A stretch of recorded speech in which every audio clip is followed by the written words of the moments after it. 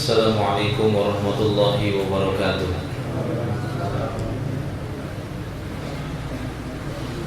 Innal hamdalillah nahmaduhu wa nasta'inuhu wa nastaghfiruh wa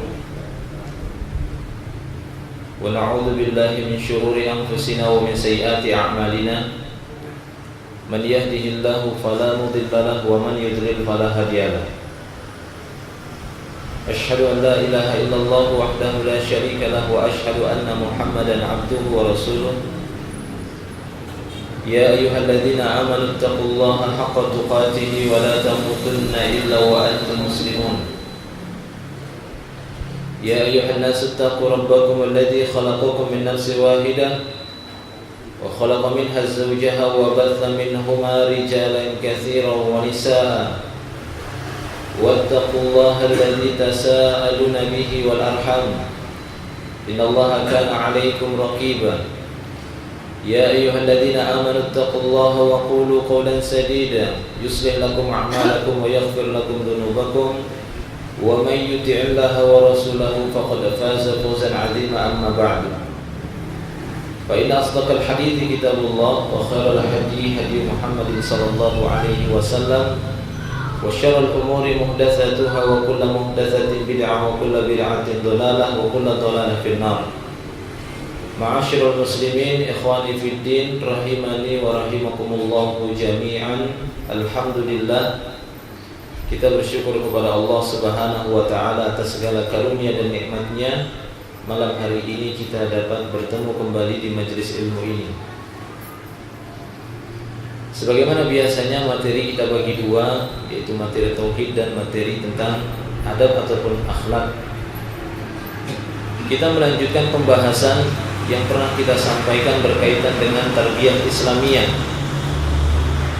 yang telah dicontohkan oleh Nabi kita Muhammad sallallahu alaihi wasallam. Kita dapati bahwasanya Nabi sallallahu alaihi wasallam telah memberikan beberapa pelajaran-pelajaran penting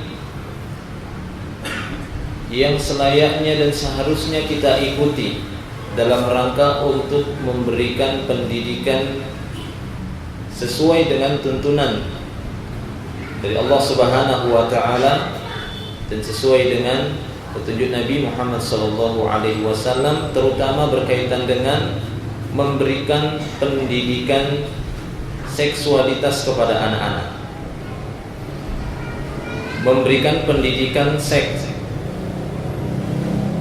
karena kita dapati khususnya di Indonesia ini materi pendidikan ataupun memperkenalkan hal-hal yang berkaitan dengan seksualitas itu tergolong tabu, sehingga kita dapati anak-anak kaum muslimin ataupun generasi-generasinya mereka tumbuh besar tanpa mengetahui hukum-hukum yang berkaitan dengan seks, sehingga mereka pun mengadopsi pemahaman-pemahaman seks dari luar, terutama dari negeri-negeri barat.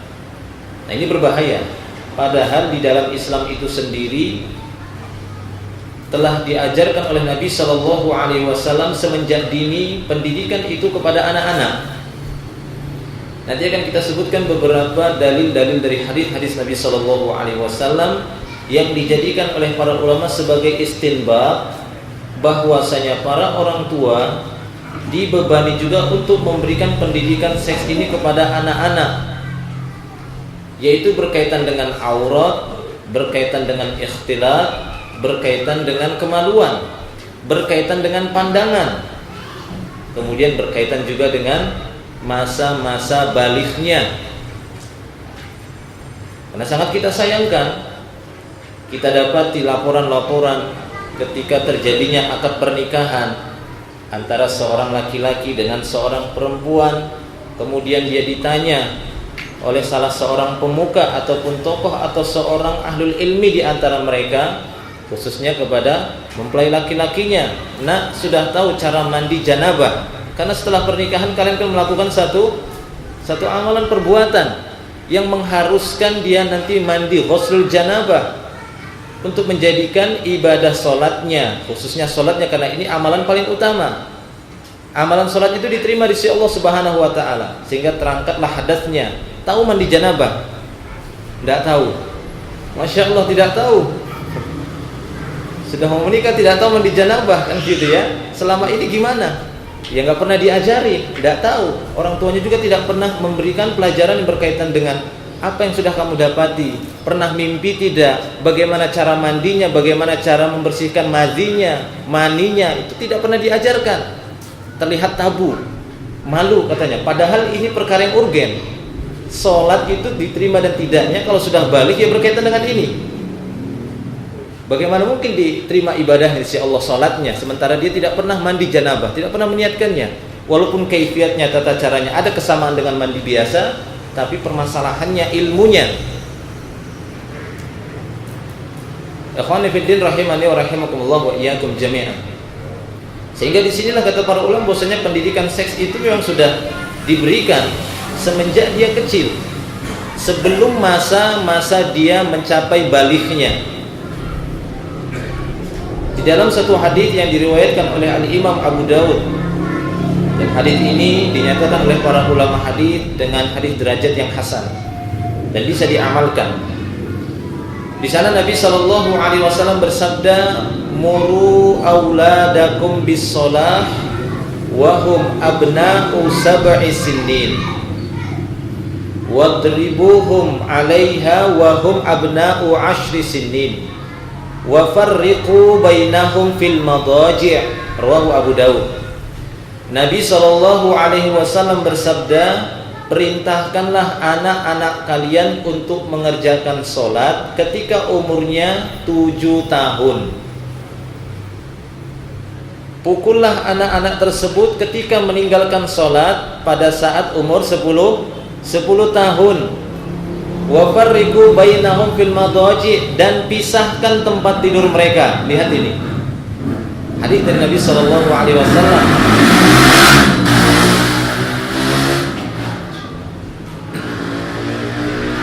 Nabi sallallahu alaihi wasallam melanjutkan setelah memerintahkan sholat, dipukul, kemudian masalah tempat tidur.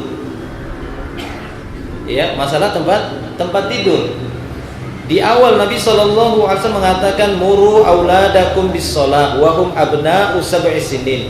Perintahkan anak-anak kalian mengerjakan sholat pada saat mereka berumur 7 tahun. Sekarang kita tanya, sholat itu syarat-syaratnya, di antara syaratnya apa saja? Walaupun umur 7 tahun itu bukanlah umur yang sudah mencapai balik. Sudah atau belum umur 7? Belum. Tapi sudah diperintahkan. Apa tujuannya? Yaitu ta'wid, pembiasaan, melatih kebiasaan, supaya nanti ketika balik tidak sulit baginya untuk mengerjakannya, karena sudah dibiasakan dari umur 7. Karena biasanya anak laki-laki balik itu umur 14, 13 atau 14, atau ada yang cepat dari itu umumnya. Jadi 7 tahun yang lalu dia sudah diajarkan sholat, sudah diajak dia sholat. Nah, sholat di antara syarat-syaratnya, karena namanya ada syarat sholat, ada rukun sholat kan gitu ya. Kalau syaratnya itu kan di luar dari rukunnya. Rukun sholat itu ya dimulai dari takbir sampai salam. Di dalamnya itu semua ada rukun, ada sunnah-sunnah, ada wajib-wajibnya. Di luar itu syarat, dikatakan syarat, bahwasanya dia dikatakan syarat sesuatu yang sebenarnya itu di luar dari sholat itu sendiri, dari ibadah itu sendiri. Makanya ada istilah para ulama, tidak semua syarat itu mengharuskan dia mengerjakan apa yang disyaratkan. Contoh begini, seorang yang mengerjakan sholat harus berwudu kan gitu ya, itu syaratnya. Tapi apakah setiap orang berwudu harus sholat? Dibalik, apakah setiap orang berwudu sholat? Tidak kan gitu ya. Berwudu mungkin karena mau tidur, ada sunnahnya. Berwudu karena ingin mau ngulangi, gitu ya, terus suami istri. Berwudu mungkin karena ingin membaca Al-Quran, karena ingin berzikir kepada Allah Subhanahu wa ta'ala semisalnya. Berwudu atau sebatas dia ingin memperpanjang wudunya seperti amalan Bilal bin Rabah. Nah, demikian ya. Jadi itulah dia namanya syarat. Nah, di antara syarat-syarat sah salat itu selain dari wudu, apa di antaranya berkaitan dengan aurat, yaitu pakaian satrul aurah kata para ulama. Ya, satrul aurah, menutup auratnya. Itulah merupakan syarat sahnya salat, satrul aurah, menutup aurat. Nah, ketika Nabi sallallahu alaihi wasallam mengatakan perintahkan anak-anak kalian untuk mengerjakan salat ketika dia berumur 7 tahun, berarti apa? Anak umur 7 tahun sudah mulai dikenalkan masalah menutup aurat. Bahkan para ulama mengatakan bukan pas 7 tahunnya. Walaupun hadis itu berbicara perintahkan anak kalian ketika umur 7, mereka mengatakan para ulama bukan pas 7 dia diperintahkan, tapi sebelumnya 5 ataupun 6 sudah disampaikan kalimat sholat nak, tutup aurat, pakai pakaian yang bagus, yang seperti ini. Itu sudah ditanamkan. Nah, inilah dia pendidikan Islam. Jadi umur 7 kalau di sana diperintahkan sholat, berarti di dalam sholat itu apa hal-hal yang berkaitan dengannya? Di antaranya adalah menutup aurat, terutama anak-anak wanita dengan memakai jilbab. Anak laki-laki kemudian diajarkan dia ini aurat, diajarkan dia rasa malu dengan auratnya kalau dia perlihatkan kepada orang-orang. Jangan mengatakan masih anak-anak saja nggak apa-apa. Loh, justru karena masih anak-anak itulah dia dibiasakan dan diajarkan, sehingga tidak sulit bagi orang tuanya nanti untuk memerintahkan dia ketika sudah dia dewasa ataupun besar. Nah, jadi ini ya, bahwasanya ketika kita dapat di Nabi mengatakan perintahkan anak kalian sholat, ya tatkala berumur 7 tahun, berarti ada indikasi, karena seputar sholat itu ada satrul aurat. Bahkan di antara adab sholat itu sampai-sampai ada ayatnya kan gitu ya, Allah Subhanahu wa taala memerintahkan kita untuk mengenakan khudhu zinatakum inda kulli masjid. Khudhu zinatakum, zina di sini perhiasan, bukan hanya sebatas menutup aurat saja, karena memang aurat laki-laki antara pusat sampai lututnya, tapi kata zina ini bukan hanya sebatas menutup aurat, akan tetapi kepada perhiasan, yaitu berdandan di hadapan Allah Subhanahu wa taala tatkala ingin menghadap Allah, itu ketika sholat, memakai pakaian yang bagus, karena kita akan menghadap, ya, bukan hanya menghadap seorang raja kampung saja, ataupun raja provinsi, ataupun raja satu negara, tapi Al-Malik di sini maksudnya raja seluruh alam jagat raya ini, Allah Subhanahu wa taala. Dialah yang paling berhak untuk mendapatkan, ya, dandanan kita, zinahnya kita, tazayyun, maksudnya berhias di hadapan Allah Subhanahu wa taala. Terkadang kita sangat heran, manusia-manusia itu berusaha untuk berdandan berhias ketika menghadap presiden, menghadap menteri, menghadap raja, kan begitu ya, tapi menghadap Allah Subhanahu wa taala dengan kondisi yang asal-asalan, acak-acakan. Padahal dialah yang menciptakan kita, yang ngasih rezeki kita, yang ngasih kerjaan kita, yang ngasih nafas kita. Tapi tatkala berhadapan dengan Allah Subhanahu wa taala memakai pakaian yang biasa-biasa saja. Subhanallah. Ini berbeda dengan, ya, dengan apa yang diperintahkan oleh Allah, khudhu zinatakum. Zinah itu perhiasan. Ambillah perhiasan kalian setiap mendatangi tempat sujud, maksudnya sholat. Ambil pakaian kita yang paling bagus. Ajarkan kepada anak-anak kita ketika sudah mengenalkan sholat kepadanya, ajarkan dia untuk memakai pakaian yang bagus, pakaian yang muslimah, menutup auratnya, ataupun seperti yang kita kenal. Nah, demikian ikhwan fillah rahimani wa rahimakumullah wa iyyakum jami'an. Ini umur 7. Berarti dari sini bisa diambil satu faedah, umur 7 tahun, anak-anak umur 7 tahun atau sebelumnya mulai mencapai 5 itu sudah mulai dikenalkan aurat dan rasa malu. Apalagi di dalam beberapa hadis bagaimana Nabi Shallallahu alaihi wasallam menyebutkan rasa malu itu adalah cabang dari keimanan. Al-haya'u syu'batun minal iman. Rasa malu itu merupakan cabang bagian dari iman. Bahkan dalam hadis Rasulullah mengatakan, ya, al-iman wal haya, ya, qarnan. Iman dengan rasa malu itu seperti dua yang bergandengan. Kalau hilang, maksudnya hilang rasa malu ini bisa mengakibatkan iman itu pun bisa hilang, bisa berkurang ataupun bisa hilang, tidak ada rasa malu lagi. Bahkan Rasulullah SAW mengatakan bagaimana nasihat nabi-nabi terdahulu kepada umatnya itu sama seperti nasihat Rasulullah masalah malu. Idalam tastahyi fasna' masyita, ya, idalam tastahyi fasna' masyita. Jika kalian tidak tahu malu, sudah berbuatlah sesuka hatinya. Karena orang tidak punya malu ya akan berbuat sesuka hatinya. Nah, ketika kita menanamkan rasa malu kepada anak-anak kita, niscaya dia akan terkontrol, kan gitu ya.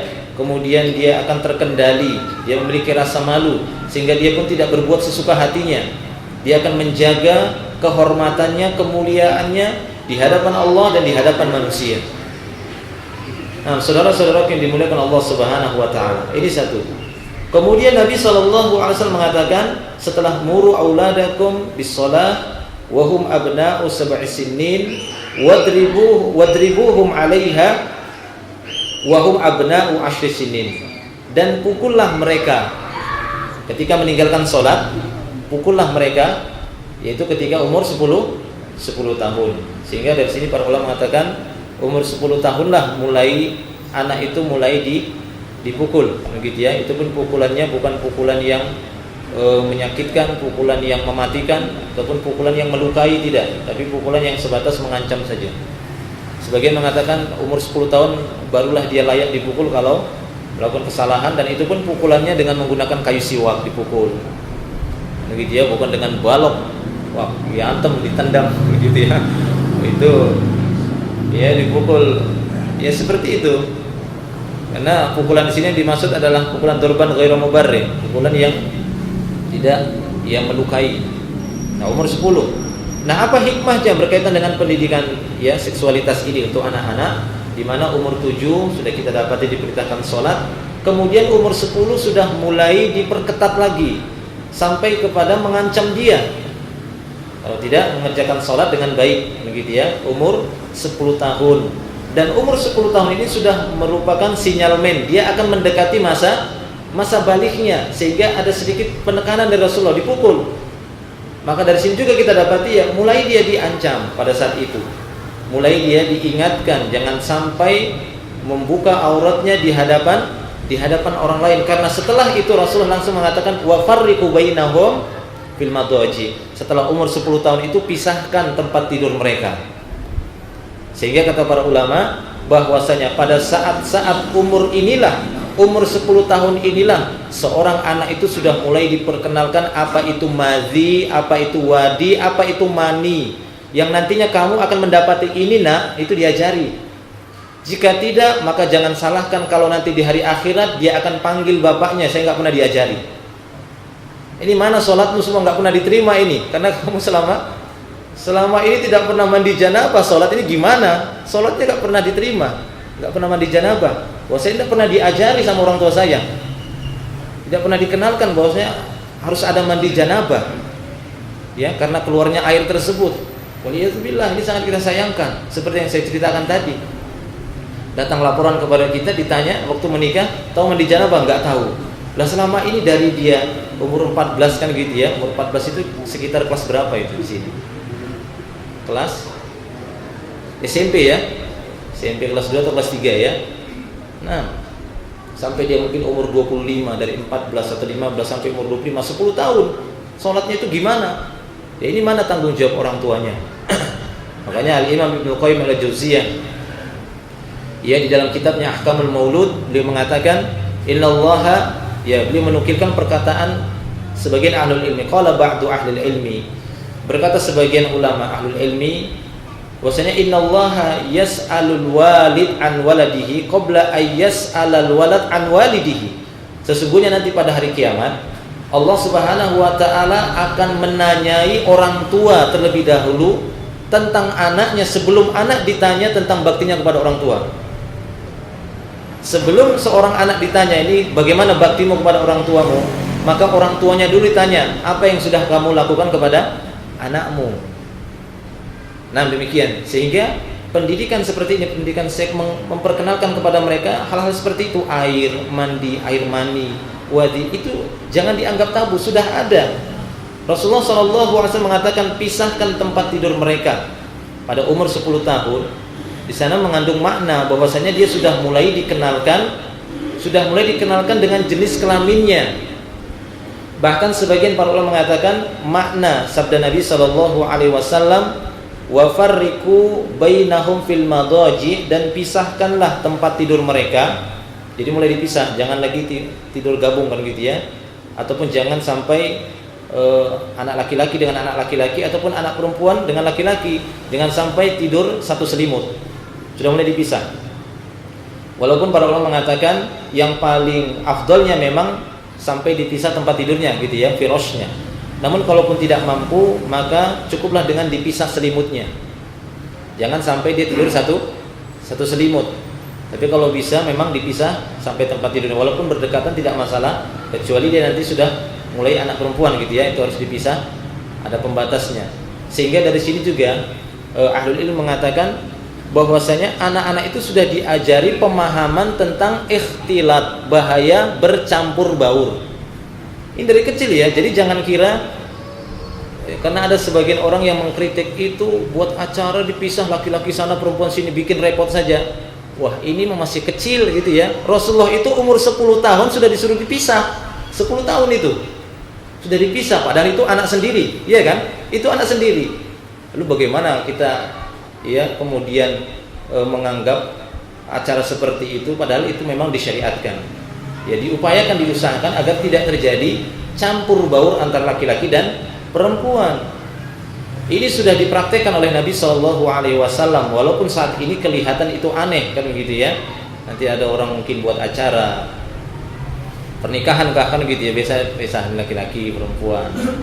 Kemudian dikatakan aduh itu acara apa, itu acara orang aneh atau semisalnya kan gitu ya. Ya, jangankan acara seperti itu, di jalan saja Rasulullah ketika mendapati bercampur baur seperti itu, selama Rasulullah masih sanggup, beliau akan mengatakan pisah. Yang perempuan di pinggir, yang laki-laki yang berada di tengah jalan, ngambil jalan tengah. Karena pernah terjadi di masa Rasulullah, ketika selesai sholat keluar masjid, Rasulullah mendapatkan laki-laki perempuan di satu jalan Madinah, itu Masjid Nabawi, mungkin masjid jalannya masih yang dulu kan gitu ya, agak sempit. Itu berdesak-desakan laki-laki perempuan. Maka apakah Rasulullah membiarkannya? Tidak. Rasul mengatakan istakhirna. Perempuan kalian pinggir, para wanita pinggir. Itu kata Rasulullah SAW. Fa innahu laisa lakunna an tahquqna at-tariq. Alaikunna bihafati tariq, kata Rasulullah. Karena kalian bukanlah yang lebih berhak dengan yang tengah ini, jalan yang tengah. Yang lebih berhak adalah kaum laki-laki. Alaikunna bihafati tariq. Kalian bagiannya yang di pinggir, kalian jalan pinggir, laki-laki yang di tengah. Ya, jadi dipisah sama Rasulullah Sallallahu Alaihi Wasallam. Ini selama memang kita mampu, karena memang bertakwa itu semampunya. Adakah kondisi seperti ini yang kita tidak mampu? Ada. Kalau di pasar gimana? Kalau di pasar kan gitu ya, pinggir-pinggir Pak, yang perempuan laki-laki sini itu agak sulit memang. Itu ya sulit kan gitu ya. Tapi selama kita mampu ya praktekkan.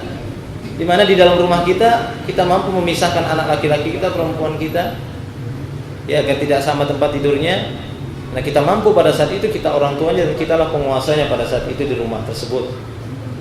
Nah, ikhwani fiddin rahimani wa rahimakumullah wa iyyakum jami'an. Ya, ini satu pendidikan yang sangat mulia yang sudah diajarkan oleh Nabi kita Shallallahu Alaihi Wasallam. Ini merupakan pendidikan Islam yang banyak ditinggalkan. Memberikan pendidikan seks seperti ini. Ya, yang kita maksud pendidikan seks bukan ngajari anak nanti nak kalau nikah bagaimana caranya ya, gitu ya. Bukan itu yang kita maksud. Kalau itu manusiawi, ya, itu Pak, itu manusiawi. Dosa diajar itu semua tahu. Tahu dia itu fitrah itu. Makanya Syekh Muhammad Al-Utsaimin di dalam Kitabul Ilmi beliau menjelaskan ada dua ilmu memang yang patut kita perhatikan, tapi satu yang paling utama yaitu ilmu agama. Kan gitu ya, ilmu agama. Yang kedua ilmu dunia. Dan dia mencontohkan apa sih ciri-ciri ilmu dunia? Ilmu dunia seperti mempelajari air itu dingin, es itu dingin, api itu panas. Ini sebenarnya nggak usah dipelajari, nanti anak itu tahu sendiri, dia pegang, aduh panas, gitu ya. Dia pegang es, oh dingin. Ini ilmu yang secara manusiawi. Demikian juga berhubungan antara suami dan istri. Yang terpenting diajari di dalamnya adalah sunnah-sunnahnya. Bagaimana caranya nanti, ya, sunnah yang diajarkan oleh Rasulullah sebelum kamu mendatangi istrimu. Baca doa ini, pegang ubun-ubunnya, doakan kalimat ini, kan gitu ya. Itu ada sunnahnya. Jangan datang-datang nanti langsung nubruk, gitu ya. Ada sunnah-sunnahnya diajari oleh Rasulullah Shallallahu Alaihi Wasallam sebagai satu adab untuk mendapatkan ya keluarga yang harmonis tadi, yang sakinah. Terkadang kita berbicara sakinah, mawaddah, warahmah, tapi nggak dikasih tuntunannya. Sudah ada tuntunannya dari Nabi Shallallahu Alaihi Wasallam bagaimana seorang suami yang seorang laki-laki yang baru menikahi seorang wanita, bagaimana dia mendatanginya, apakah memberikan segelas susu kan gitu ya, minum, kemudian mendoakan di ubun-ubunnya. Setelah itu sholat bareng 2 rakaat. Setelah itu ya banyak kan gitu ya, tidak dibahas sekarang, itu nanti bahasnya. Itu merupakan persiapan sebelum pernikahan. Dan mungkin yang bapak-bapak yang sudah menikah sudah tahu. Nah, ikhwanifiddin rahimani wa rahimakumullah jami'an. Jadi demikian. Ini harus kita kenalkan kepada anak-anak semenjak dini. Sudah umur 7, terutama ketika dia berumur 10 tahun, karena sudah dekat masanya. Ya, berkaitan dengan kalau dia anak laki-laki ya berbicara tentang mani. Ya, seorang ayah, ya lebih pantas seorang ayah ataupun pamannya atau walinya mengajarkan dia bagaimana nanti air yang kamu dapati, ataupun berusaha mengawasinya. Ketika sampai masa-masa umur 13, sering tanya dia, "Nak, ada nggak mendapati sesuatu di mimpi?" Kan gitu ya. Kalau ada nanti ceritakan. Kalau mimpi ada nanti ketemu wanita, ataupun mendapati air yang begini jenisnya, nanti ketika kamu bangun tidur dapat air seperti ini, kabarkan nanti. Nah, seperti itu. Ini artinya seorang tua yang waspada kepada anaknya, hati-hati ingin mendapatkan ya pendidikan yang bagus untuk anak-anaknya. Nah, kalau dibiarkan ini gimana tahu anak-anaknya? Apalagi kalau kita hanya menyerahkan kepada sekolah-sekolah yang ada saat ini. Sekarang sekolah mana yang mengajarkan seperti itu, saya tanya? Ya, sekolah mana yang mengajarkan seperti itu? SD, SMP. Itu masih SMP, kemudian diajarkan gurunya, ada air ini nanti kalian harus mandi. Itu kan jarang seperti itu. Kalaupun ada yang mengajarkan, mungkin mereka tidak terlalu konsentrasi dan fokus dalam masalah itu. Akan tapi kan orang tua yang di rumahnya, kan gitu ya, kedua orang tuanya yang berada di rumahnya, yang dekat dengannya, berbicara ya secara hubungan batin ataupun berbicara dengan hubungan antara satu nasab, antara ayah atau ibu dengan anaknya. Ini jelas lebih dekat. Nah, demikian ikhwan fillah rahimani wa rahimakumullah wa iyyakum jami'an. Ya, ini permasalahannya berkaitan dengan pendidikan ini. Kemudian memisahkan mereka. Nah, faedah juga dari memisahkan anak tadi antara yang laki-laki dan perempuan. Ya, perempuan laki-laki dengan laki-laki juga itu sudah mulai dipisah umur 10 tahun. Di sana ada satu penjelasan yang disebutkan oleh Syekh Al-Allamah Waliullah Ad-Dahlawi di dalam kitabnya Hujjatullahul Balighah. Dia menjelaskan kenapa harus dipisah. Ya, ketika berumur 10 tahun anak-anak tersebut, dia mengatakan innama amrun bitafriqil madaji' fa innal ayyamul murahaqah. Sesungguhnya perintah untuk memisahkan tempat tidur mereka karena hari-hari yang mereka lewati adalah hari-hari murahaqah, hari-hari kedewasaan, atau istilah kita apa namanya, pubertas itu ya, puber ya. Hari-hari pubernya itu.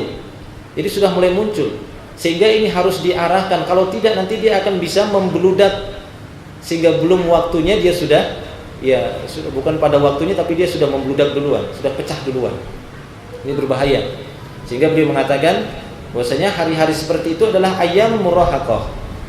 Ya, wala yub'adu an tufdiyal mudaja'ah ila syahwatil mujama'ah. Kalau tempat tidur mereka tidak dipisahkan, ini bisa menyeret mereka kepada pelampiasan syahwat seksual yang tidak terkendali. Nah, ini dia.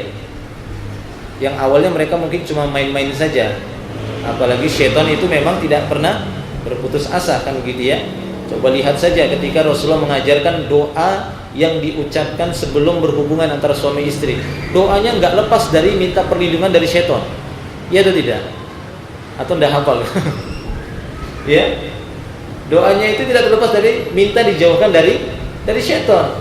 Rasulullah mengatakan apabila salah seorang di antara kalian ingin mendatangi istrinya, maka berdoalah dengan mengucapkan Allahumma jannibna syaitan wa jannibi syaitan mimma razaqtana.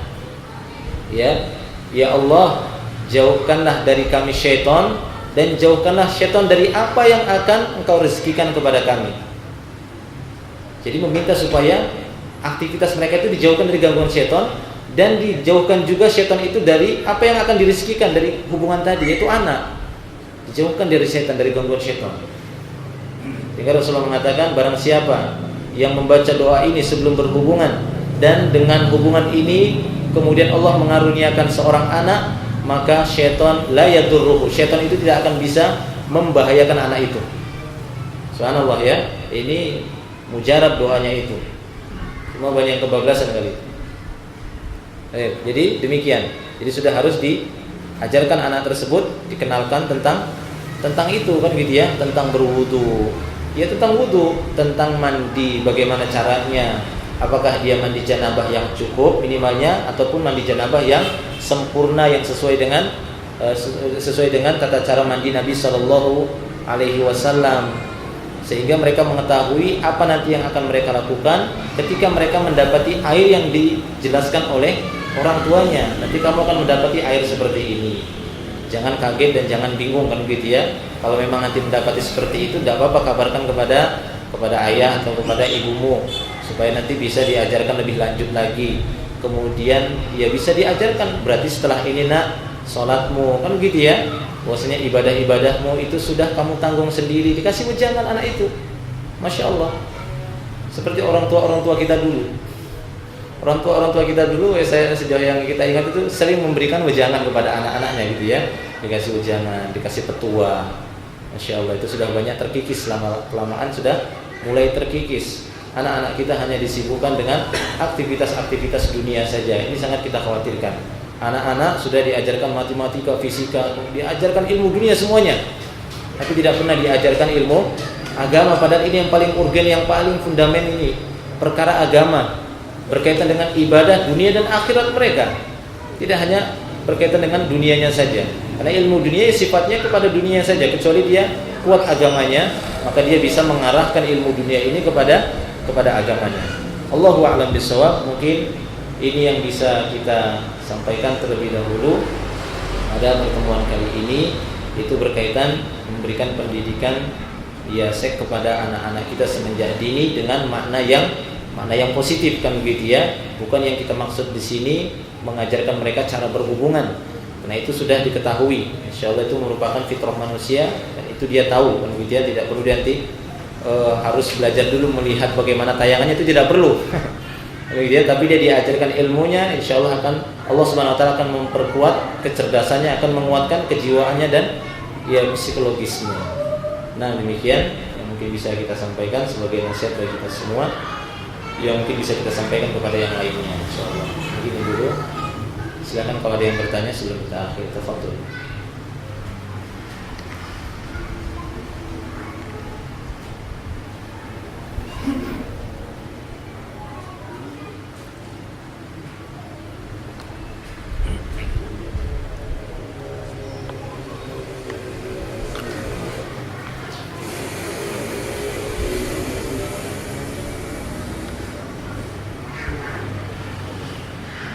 Tidak ada ya? Oh ya, silakan.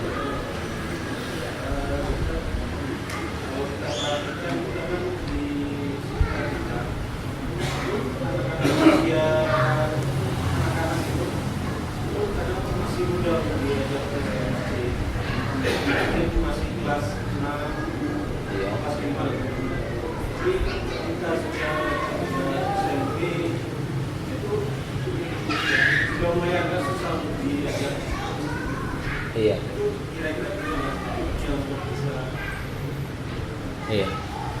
Iya, di sana para ulama menjelaskan bahwasanya hukum asalnya memberikan pendidikan itu terhadap pendidikan agama ini memang yang paling utama.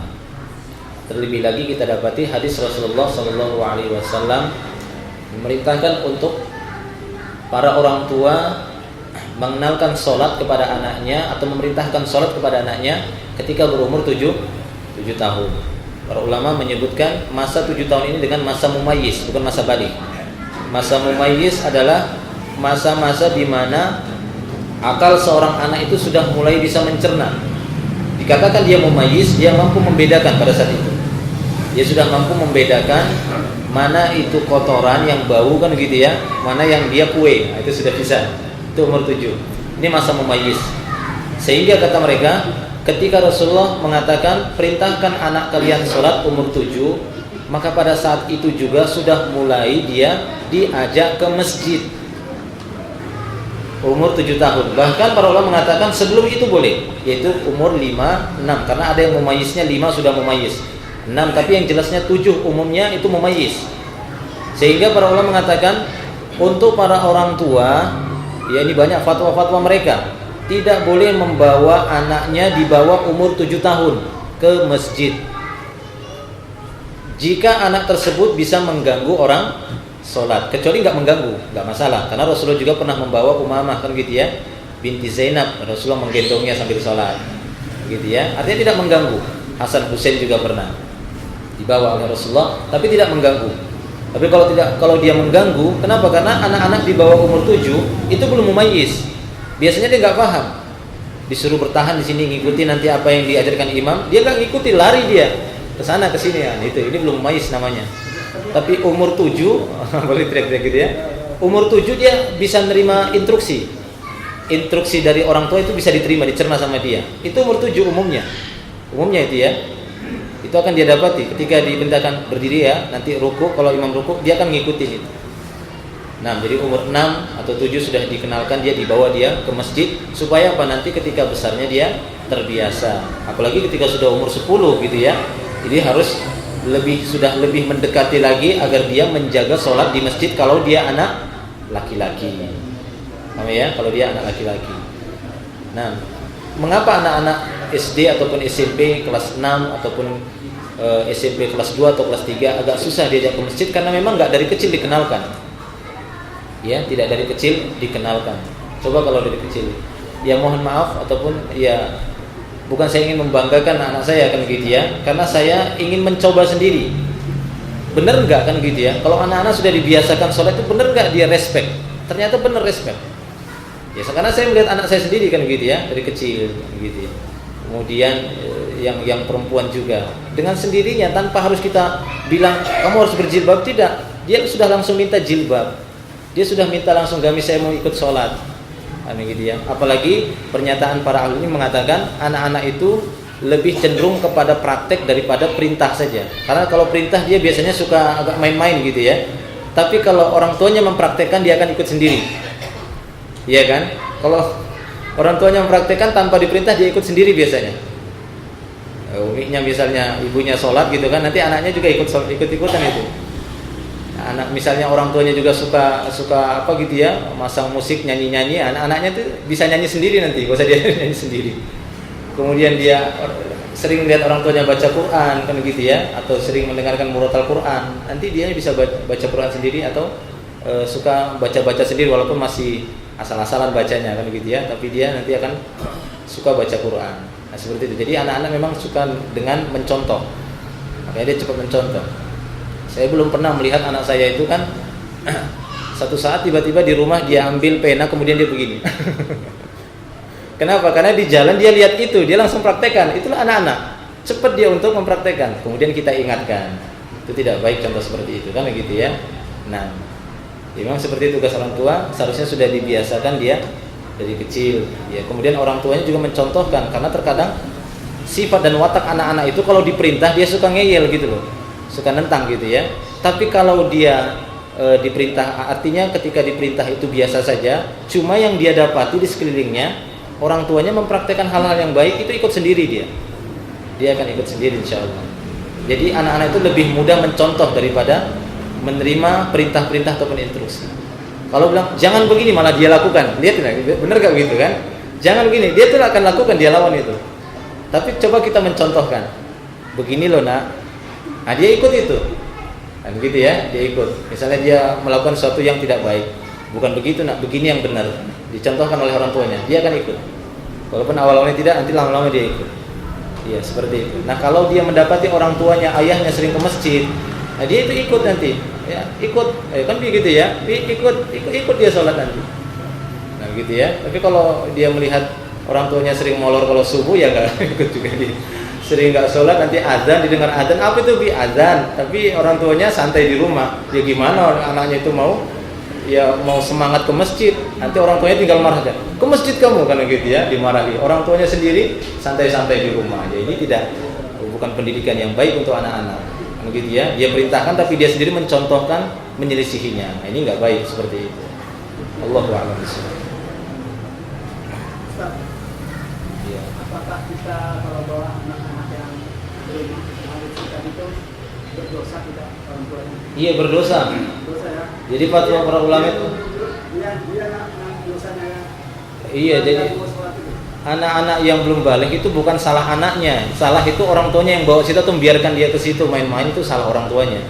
Bahkan tidak satu dua, hampir mayoritas para ulama ketika ditanya tentang anak-anak yang belum mumayyiz dibawa ke masjid, mereka mengatakan hukum asalnya boleh, tidak boleh dilarang selama mereka tidak melakukan gangguan kepada orang yang sholat. Karena hikmah sholat itu kekhusyuan, bukan gerakan saja.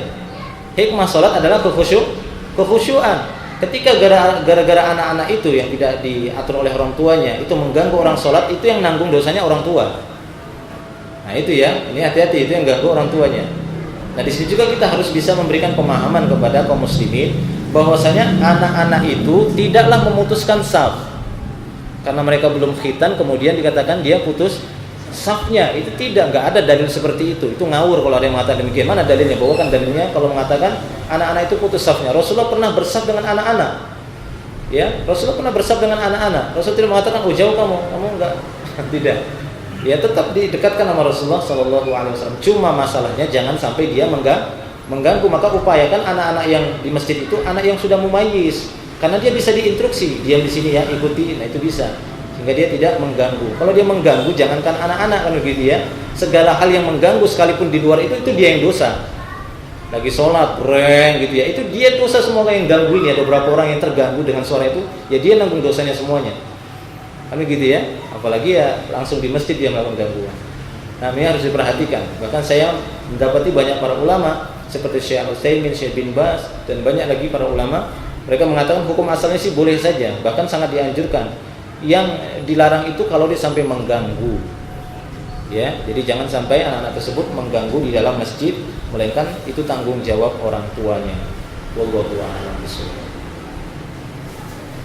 Cukup ya, sudah masuk waktu isya.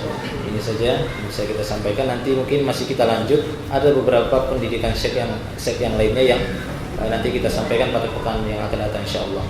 Wa akhiru da'wana alhamdulillah subhanakallahumma wa bihamdika asyhadu an la ilaha illa anta astaghfiruka wa atubu ilaik. Assalamualaikum warahmatullahi wabarakatuh.